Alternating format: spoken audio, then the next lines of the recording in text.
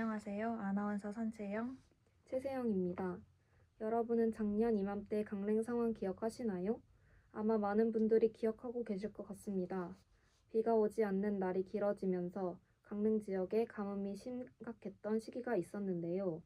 당시 저수율이 크게 낮아지고 제한급수를 시행하며 이 상황이 지속될 것이라는 우려와 시민들의 불편함도 컸었습니다.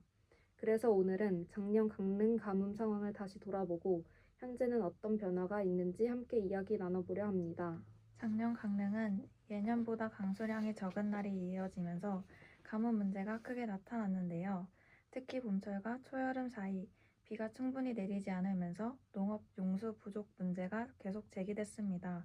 논이나 밭을 운영하는 농가에서는 물 공급이 원활하지 않아 어려움을 겪기도 했고, 일부 지역에서는 마른 땅에 갈라진 모습도 쉽게 볼 수 있었다고 합니다. 또 시민들 사이에서도 예전보다 계곡 물이 줄어든 것 같다, 산책하던 하천 수위가 낮아졌다는 이야기가 많이 나왔었는데요. 강릉은 관광도시이면서 동시에 자연환경과 연결된 지역이다 보니까 가뭄 문제가 더 크게 체감됐던 것 같습니다. 사실 가뭄은 뉴스로만 보면 크게 와닿지 않을 수도 있잖아요. 그런데 실제로 생활 속에서는 생각보다 다양한 변화가 나타났습니다. 공원이나 하천 주변 풀이 마르거나 농산물 가격이 영향을 받는 경우도 있었고요. 일부 시민들은 평소보다 물 사용에 신경 쓰기 시작했다고 합니다. 설거지할 때 물을 받아서 사용하거나 세탁 횟수를 줄이는 등 생활 속 절약 실천도 이어졌다고 하는데요. 결국에는 제한급수가 이뤄지고 생수를 사서 쓰며 생활했습니다.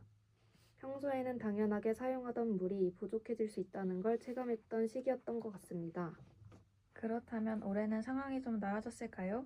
최근에는 비가 내리는 날이 작년보다 늘어나면서 일부 저수지와 하천 상황은 이전보다 안정된 모습이라고 합니다.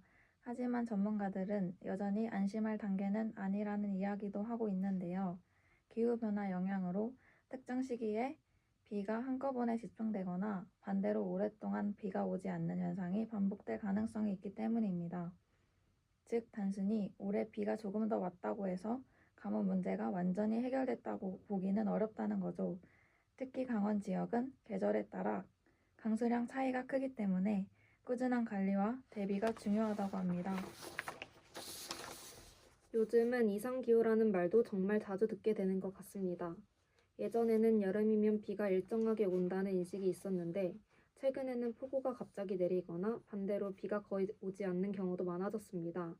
실제로 지난해에는 폭염과 가뭄이 함께 나타나면서 체감 온도도 굉장히 높았잖아요. 맞습니다. 이런 현상이 반복되면 농업뿐만 아니라 시민생활, 관광, 환경 등 다양한 분야에 영향을 줄 수 있다고 합니다. 강릉은 바다와 산, 하천이 함께 있는 도시인 만큼 자연환경 변화에 대한 관심도 더 필요한 것 같습니다. 그렇다면 일상 속에서 우리가 실천할 수 있는 방법에는 어떤 것들이 있을까요? 생각보다 어렵지 않은 방법들이 많습니다.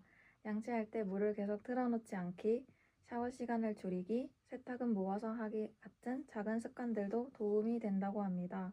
또 학교나 카페에서도 물을 필요 이상으로 사용하지 않는 습관을 가지는 것이 중요할 것 같은데요.